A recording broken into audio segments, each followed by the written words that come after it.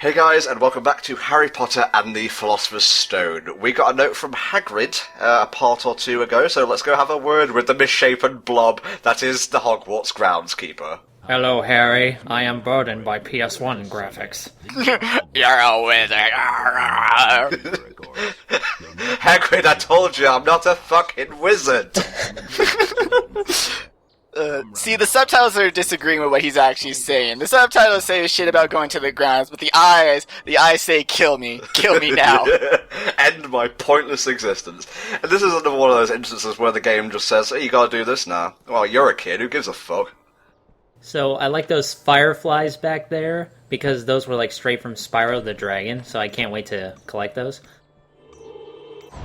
Yeah, the mission is essentially, Hagrid could have walked up to him and was like, look, Harry, I need you to go and get a bag. It's gonna be from a guy, and don't look in it, but just bring it back, and that'll unlock the next area of the game. It's my special bag. For special things. Here's where we're introduced to the second kind of bean. I think this is the blueberry bean. These two, very easy to miss. And I seem to remember, during young Tom 64's tenure, that I kind of, got stuck, and I couldn't find any more blue beans. I think I was missing, 2 or 3, and guess where you can find them? Up the butt? Well, I tried looking there, but to no avail. But, no, I think you can get locked out. They give you, a few extra ones here and there, but that might only be for the later ones. So just explore the area as much as you can, within the given time limit. If you, run out the timer, all that happens is, I think you either don't get house points, or you get, deducted 5 or so. I think it's more likely that you just don't get any points. Once again, doesn't matter. Dumbledore's just gonna give them to you anyways. So, this is Herbology class. Here is a spell that shoots fire. Makes sense. Well, they're pruning the plants.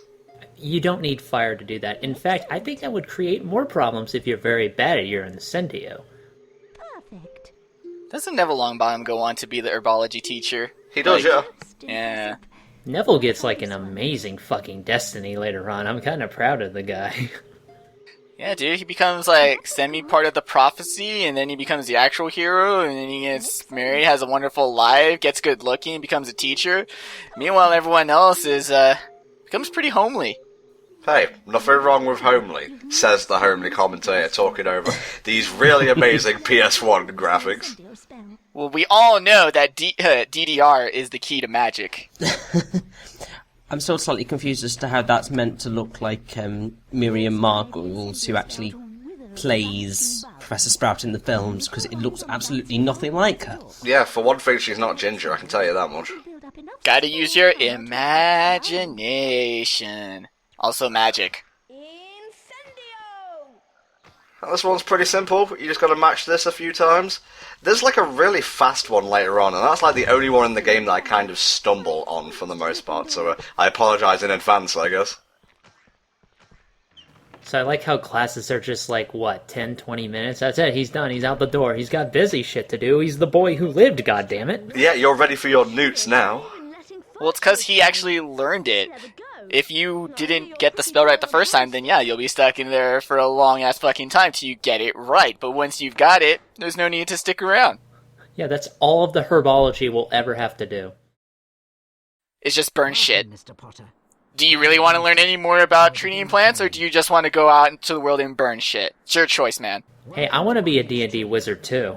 Seeker catches the golden snitch, scores his team 150 points. Now, this is sort of one of my wonderful anecdotes, wonderful in quotation marks. But I've actually been to Alnwick Castle, which is where they partially film stuff for acting as Hogwarts, and I think the grounds of Alnwick Castle were used for the Quidditch kind of flying scenes and the training, so it was just oh, this is so cool. I know that, I think it was after the first movie, or maybe even before it, around the time, they released 2 small accompanying books to the Harry Potter. One was Magical Creatures and Where to Find Them, which was supposed to be just an almanac of a lot of the animals she made up. And the other one was an almanac on Quidditch. It was essentially the rules, the history of it, and just some trivia on what were supposed to be the important players. And so I of course, I read the shit out of those books too, so I knew all about the Quidditch. And this was before, I don't know when this started, but a lot of universities started making their own Quidditch teams. Which is silly, but you know what? Gotta have a hobby. At least they're not doing stupider shit in college, so... Oh, what, like shooting at fake zombies with Nerf guns? I'll never catch on. Yeah, or playing ninja. That shit's just dumb. And it takes up room in the foyer, and I'm trying to get to class, move the fuck out the way. Serious adult business going on here. I have no idea what the Golden Wings do. I think they're just more like a status symbol kind of thing. But 25 points, nothing to sniff at, because by the end of this, there's 3 rounds here. And if you get Golden Wings each time, that lands you a very tasty 75 house points for Gryffindor. Nice. They look like the cheapy little wings that pilots would give 8-year-olds who behave really well on the plane. So I got a great idea. I'm going to invent a sport where kids who are of, not of age entirely, they're going to fly around on broomsticks at high speeds, hitting each other with bats, hitting balls at other people. Also, if you catch a really tiny ball and not die, you'll win the game. That sounds great, and it definitely will not cause problems later on. We'll call it the Hunger Games. Or Insurgent, or The Maze Runner, or Twilight. Or Divergence. Yeah. One of those. They're all the same. Pretty much. This is a pretty big change from like the books and the movie, because it's usually Oliver Wood who teaches Harry about Quidditch, and then like I guess he was just kind of superfluous for the game, because this is like a very abridged version of Philosopher's Stone, both the book and the movie. I do like, too, that they mentioned, she says that the team whose Seeker catches gets the 150 points and may win. It's sort of assumed, like, if you read most of the book, every Quidditch match that's ever shown, whoever catches the snitch, their team wins, because it's like, how are you going to get over 150 points? But, yeah, there is technically a way that if your team is so badass, but your Seeker sucks, your Seeker can catch the snitch, end the game, and your team lose because the 150 points weren't enough to compete with the already scored points. And also, if you just want to end the match on your own terms, really nerdy bit of trivia here, like how Ireland did in the Quidditch World Cup finals in Goblet of Fire, then there you go. Wow, we know a lot about Quidditch compared to everything else about the book. Wait, no, shut my mouth, it wasn't Ireland, it was Bulgaria. Crum caught the snitch. Tom. Minus 10 points. I'm sorry. Minus 10 points to Ireland. Yeah, fuck those guys. We're giving them back to Ravenclaw. Yes! Although there is no way in hell we're going to win by the end of this year. Yes, you can fly in a circle, that's good. There's up and down to consider as well, guys. And like I said, it's not... Probably going back, I could play this easily, but I remember first time playing it, that it was just really hard. Like, I could not grasp the 3-dimensional movement, and I would just end up flying into walls all the damn time. All this, like, opposing Seeker does is kind of knock you around. I'm not even sure if they can steal the snitch if you, like, spectacularly bodge up, go through rings and the like. They could have upped the ante, because I saw that in the beginning, he hit a ring that you did not. Would have been cool if you both had counters, and then if his counter hit 0 before yours, then like it initiated his snitch count. But that would probably be a bit too hardcore and a bit too dangerous, and the kids just wouldn't like it. So MBM would love it, naturally. Oh yeah, dude. I'm all about that anti-fun, as long as it makes people cry. and people called me Commander No Fun. Oh no, it's not no fun, it's anti-fun. I think friend George are around this corridor through this very ominous nightmare-looking portcullis. So what's the password this time? Probably something dumb like, Shitmasters of the Universe? I don't know. There are some weird creatures running around out there. It's actually Fred and George 5-ever. My poor kitten has fallen down the well. Okay, that's actually really sad. Dude, that's so sad. What is this? Why would you let your kitten run about near the well? 'Cause he's stupid! Well, yes. But he's a Ravenclaw!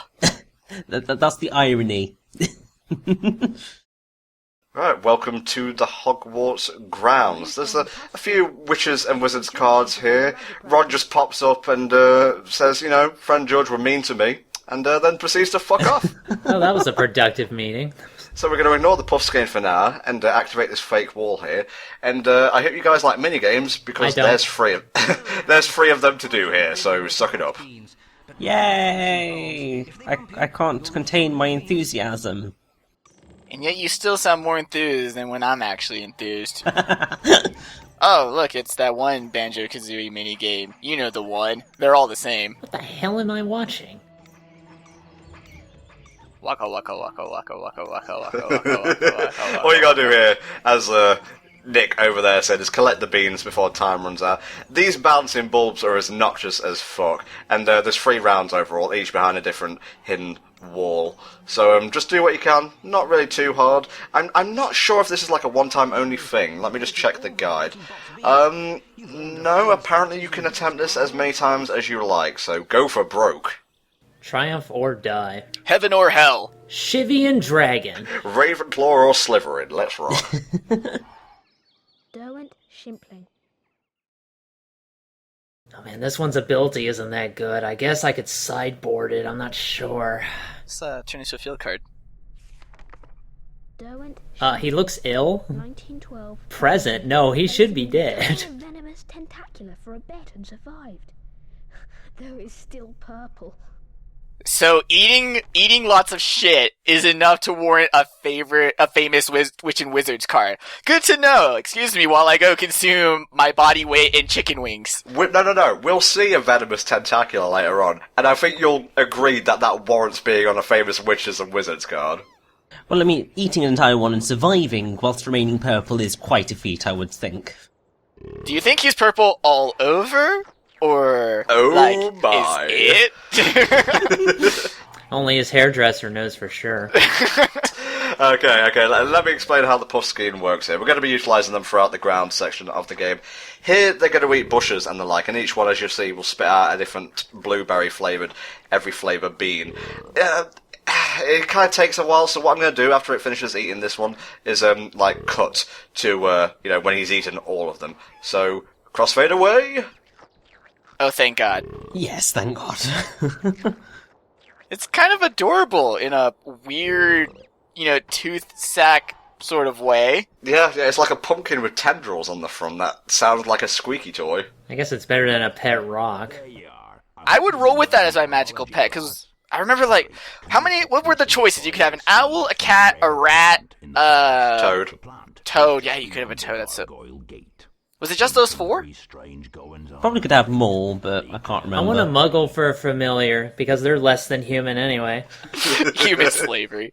Hey, we don't need that full blood talk here. Can I bring a dragon? Maybe some kind of really, really massive...